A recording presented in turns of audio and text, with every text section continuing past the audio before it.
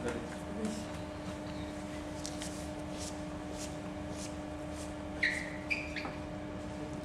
à tous. Est-ce que vous entendez? Oui. Ok.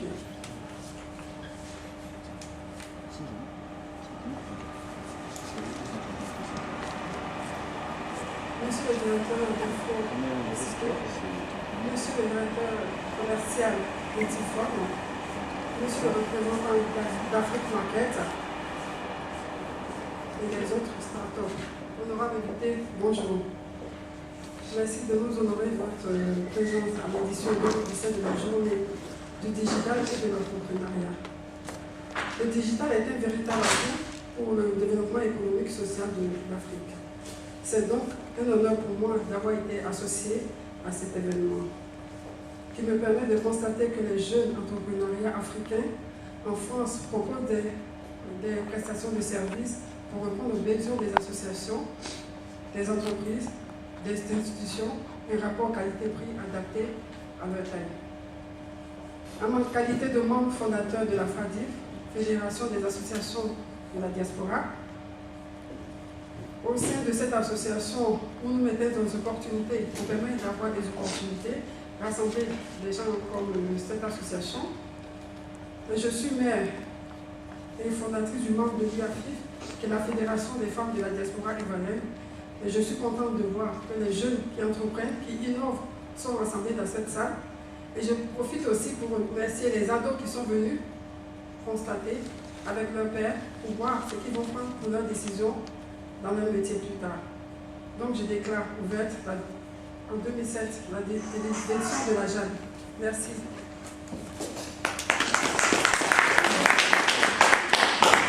Merci à Mme Kadi Diakité pour ce discours d'ouverture. Nous allons inviter maintenant à la table, au pupitre, celui qui nous a permis de nous réunir aujourd'hui. Il est encouragé. Tout début, il y a des balbutiements, mais le plus important, c'est l'initiative, c'est la vision qu'il a, de faire connaître le digital à l'Afrique, de faire venir en Afrique toutes les startups créées par des Africains en Europe, en Occident, de leur demander de s'orienter, de s'intéresser à leur pays d'origine afin de participer au développement de ces pays-là. Il est tout jeune, comme Macron, entre guillemets, si vous me permettez. C'est Mohamed Diaby, président d'Afrique Infocité, qui va nous faire l'honneur de rejoindre la table, le pupitre, pour la présentation d'Afrique Infocité. Sous les acclamations du public.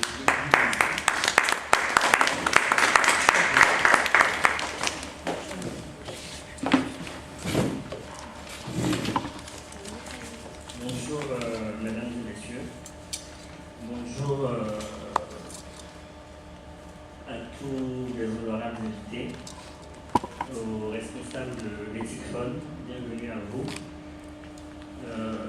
à tous les officiels qui sont présents aujourd'hui, Afrique Infocité et son partenaire ICG, vous souhaite la bienvenue et une bonne journée du digital. Afrique Infocité a été créée en septembre 2014 sous mon initiative et avec un certain nombre de personnes, dont mon secrétaire général qui est à ma droite, Ndombele Ibrahim, et puis un bureau par la suite composé de 8 personnes. Donc, Afrique Infocité est dirigée actuellement par une équipe, un bureau exécutif de 8 personnes de diverses nationalités. Et ces personnes sont parfois de Côte d'Ivoire, actuellement majoritairement, originaires de la Côte d'Ivoire. Vous avez des personnes qui sont originaires du Niger et d'autres qui sont originaires du Burkina et de la Guinée-Conakry. Donc notre objectif principal, c'était vraiment de faire en sorte que l'association soit étalée sur, que le bureau exécutif de l'association, on retrouve les plusieurs nationalités en fait de l'Afrique. Et on le dit en même temps, les choses ne sont pas encore fermées, donc nous sommes ouverts aux différentes nationalités qui souhaiteraient intégrer l'association Afrique Infocité. Et donc, depuis septembre 2014, on a fait notre lancement officiel l'année dernière, donc c'était au mois de mai 2016, Donc on a commencé nos activités concrètement à partir de janvier 2015.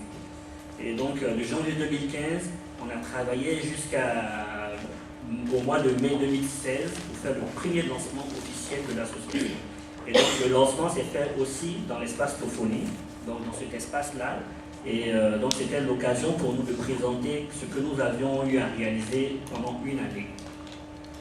Et donc aujourd'hui, il est important de restituer les objectifs d'Afrique Infocité. Pourquoi nous avons décidé de mettre en place cette association? La première chose, notre premier objectif, c'est de travailler sur la vulgarisation des technologies de l'information. Et donc, mais vraiment nous occuper de ce qui est le plus important, qui est l'automatisation des administrations publiques africaines. Donc notre constat est que les administrations publiques africaines n'ont pas encore... elles sont conscientes, c'est vrai, de l'intérêt du digital, elles sont conscientes de l'intérêt des technologies de l'information, mais elles ont l'impression que c'est quelque chose des Européens et que c'est encore loin d'elles. Et donc l'idée aujourd'hui d'Afrique Infocité, c'est de dire non, ces technologies de l'information ne sont pas loin de vous, elles sont très très proches de vous, et que derrière, vous avez les compétences, vous avez les intelligences nécessaires pour mettre en place ces différentes technologies de l'information et de la communication. Donc, c'est l'un des premiers volets d'Afrique Infocité, c'est un de nos premiers objectifs.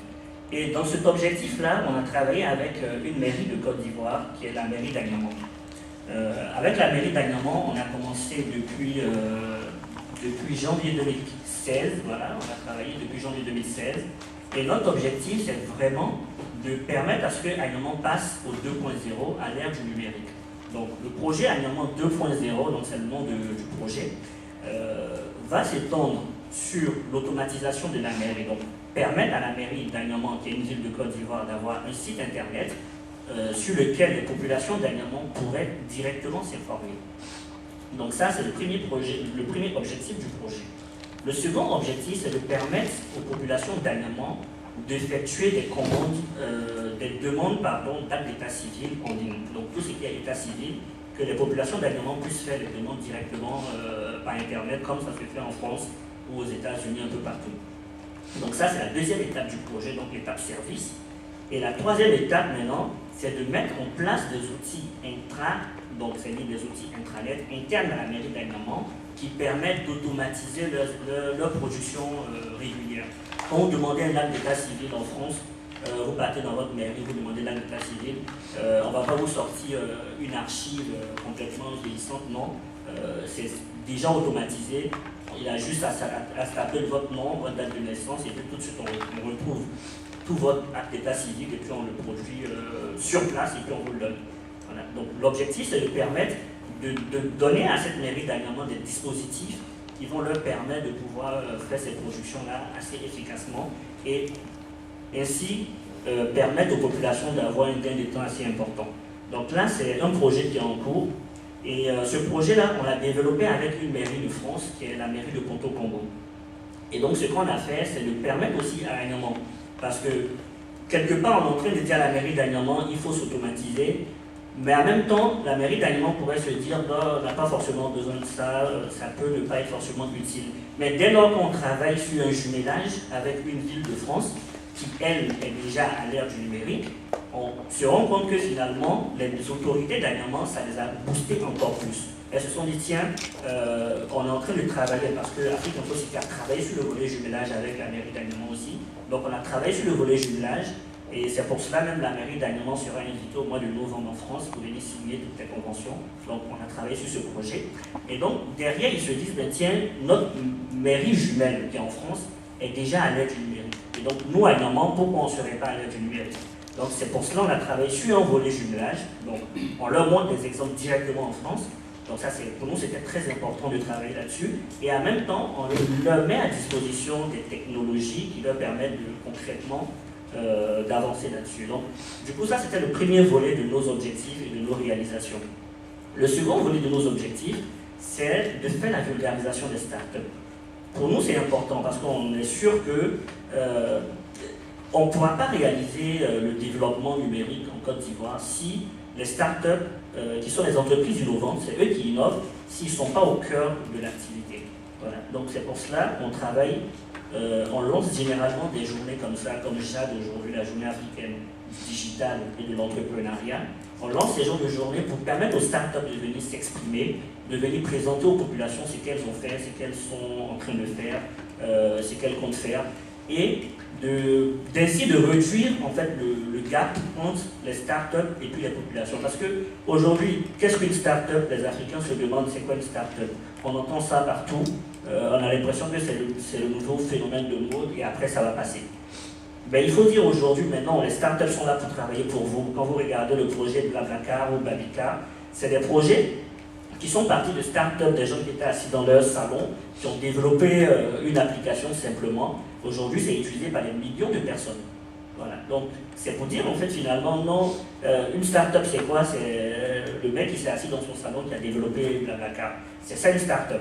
Donc, du coup, c'est des services directement qui peuvent vous apporter dans votre quotidien, qui peuvent changer votre quotidien pour toujours. Donc, c'est vraiment ça les deux principaux objectifs d'Afrique Infocité. Et parallèlement à ça, on a réalisé, donc Jade, c'est la première édition. L'objectif de Jade, c'est que ça puisse se pérenniser dans le temps. Donc ça, ce sera la première édition, il y aura une seconde édition l'année prochaine, ainsi de suite. Et derrière aussi, on a lancé, on travaille avec des sites en France ici, des appels d'offres. Afrique Infocité postule à des appels d'offres directement en France sur des projets qui tournent autour de la technologie. Et une fois qu'on a ces appels d'offres, on les met à disposition des startups qui sont déjà affiliées à Afrique Infocité. Donc, déjà, on a une startup qui travaille avec Afrique Infocité, qui est Adsio. Et donc, pour l'instant, ces appels d'offres que nous avons pu décrocher en France, on les confie à Adsio qui, elle, justement, a des ressources technologiques pour développer ces projets-là. Donc, ça part des projets, bon là, je pense que les informaticiens vont voir de quoi je parle, tout ce qui touche au langage de programmation. Donc, par exemple, ça peut être le site aujourd'hui. L'appel d'offres qu'on avait décroché pour Adsio, c'est il y a une entreprise qui veut automatiser son parc de véhicules, qui veut créer une application pour gérer son parc automobile, par exemple. Donc, ils ont lancé un appel d'offres. Afrique Infocité a la possibilité de postuler à ces appels d'offres-là. Donc, on a constitué un dossier, on a décroché le projet. Et donc, ça a été confié à une entreprise qui est membre d'Afrique Infocité, qui paye ses cotisations. Donc, le projet lui a été confié. Et donc, notre objectif, c'est de dire aux startups, très souvent, elles sont déclarées en Côte d'Ivoire. Les dirigeants sont en France et les startups sont déclarées en Côte d'Ivoire. Et donc, c'est de leur dire, c'est vrai, le marché ivoirien, il est assez vaste. Parfois, c'est difficile d'avoir des opportunités en Côte d'Ivoire. Nous, on peut rechercher des marchés localement en France. Et puis, à partir du moment où vous êtes affilié à notre structure, vous pouvez postuler à ces appels d'offres en interne. Donc, Afrique Infocité aujourd'hui a vraiment pour vocation de grandir parce que nous avons mis les moyens qu'il faut vraiment pour pouvoir nous installer en France comme il le faut. Et puis, après, de nous développer comme il le faut en Côte d'Ivoire, au Burkina et dans pas mal de pays africains. Et donc, toujours dans la même veine, en France, ici, on a eu déjà 4 stagiaires qui sont passés par Afrique Infocité. Donc, ça, c'est des services concrets que nous rendons à la diaspora africaine. Aujourd'hui, nous sommes en train de développer un projet de remise d'ordinateurs à des étudiants qui viennent d'arriver en licence 3. Nous tous, on a étudié en France, on sait ce que c'est d'avoir un ordinateur quand on arrive la première année. Et donc là, on est en train de lancer ce projet-là qui est de fournir des ordinateurs à ceux qui viennent d'arriver selon certains critères que nous sommes en train de définir. Donc ça, c'est les différents projets d'Afrique Infocité. Et donc là, aujourd'hui, Jade, c'est l'événement qui nous réunit. Et je vous souhaite une très bonne journée et j'espère que la journée va très bien se passer. Merci à vous de votre déplacement.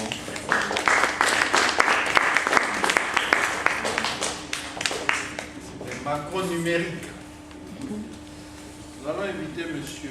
Kader Diaby, président de ICG. C'est un dinosaure aussi de la diaspora ivoirienne, qui honore de sa présence de Jade, au même titre que Tifon. M. Kader Diaby. Bon, je suis obligé de régler un peu la caméra en même temps parce que il n'était pas prévu que je prenne la parole. Olivier Ado vient de me voir dans un coin de table là pour me demander si je pouvais dire un mot. Bonjour mesdames et messieurs, honorables invités, monsieur le président de Afrique Infocité, monsieur les membres de l'association Afrique Infocité, madame Kadé Diakité, longue collaboratrice au sein de la FADIV, monsieur le représentant de TICFON, en tout cas merci à toutes et à tous pour votre présence ici aujourd'hui. Donc cette rencontre qui se veut être une journée africaine du digital et de l'entrepreneuriat, qui est finalement un lieu de rencontre de personnes qui portent des idées et qui essaient d'innover au jour le jour dans le domaine du digital et surtout dans le domaine de l'entrepreneuriat. Bon, je prends la parole en tant que ICG, partenaire donc de Afrique Infocité pour cet événement-là. ICG, c'est une entreprise qui est basée en Côte d'Ivoire, comme le disait le président d'Afrique Infocité. Il y a beaucoup d'entrepreneurs africains qui ont des sièges de leur société en Afrique et puis qui essaient de faire du développement d'affaires directement à partir de leur lieu de résidence habituel en Europe. Donc nous sommes basés donc effectivement à Abidjan avec un secteur d'activité, c'est du conseil en entreprise que je fais, qu'on fait essentiellement une équipe constituée de 7 personnes, 4 personnes associées avec une diversité d'actions dans différents domaines. Mohamed a parlé de Babicar. Babicar, ça a été un des produits qu'on a eu à lancer en début d'année 2016 en fait, c'est une inspiration de Babicar. Je pense qu'en début d'après-midi, peut-être que je montrerai un peu la deuxième version de Babicar, où est-ce que ça va maintenant, parce qu'au mois de juin, on a été éligible au sein de PSA Peugeot Citroën, qui nous accompagnera justement pour pouvoir développer la flotte Peugeot sur le continent africain, en commençant déjà par 3 pays, la Côte d'Ivoire, le Cameroun et puis le Sénégal. Donc tout ça en collaboration avec ICG par le biais de Babicar. Donc c'est un concept que je présenterai peut-être cet après-midi-là. Donc ça donne une autre dimension et puis d'autres envergures en tout cas possibles pour Babicar. D'autres activités dans lesquelles nous sommes beaucoup impliqués, c'est le conseil et l'accompagnement des entreprises. On a un mini-incubateur en Côte d'Ivoire, on essaie d'accompagner en tout cas les porteurs de projets pour leur donner des possibilités d'insertion, en tout cas et d'installation, développement de leur business également en Côte d'Ivoire. Voilà, je m'arrêterai un peu sur ces deux volets-là, l'accompagnement des entreprises à travers le mini-incubateur et puis un exemple en tout cas d'action dans le domaine du digital par le biais de Babicar que j'aurai peut-être l'occasion de présenter un peu un nouveau modèle économique qu'on est en train de développer en collaboration avec le groupe PSA. Donc je n'irai pas plus loin, en tout cas merci beaucoup d'avoir fait le déplacement et puis d'être présent ici aujourd'hui et puis ensuite on aura d'énormes occasions pour pouvoir échanger. Merci bien. Merci.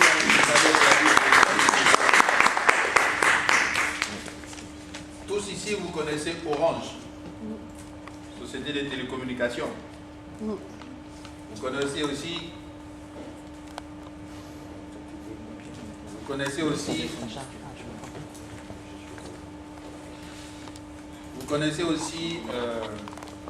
Western Union.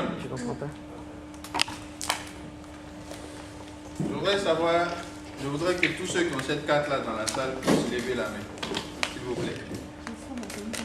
Vous me montrez la carte, je vais la voir. Je veux la voir parce qu'il ne faut pas la ranger en fait. Vous ne l'avez pas, je vous la donne. Ceux qui n'en ont pas, qui lèvent la main, je leur donne leur carte.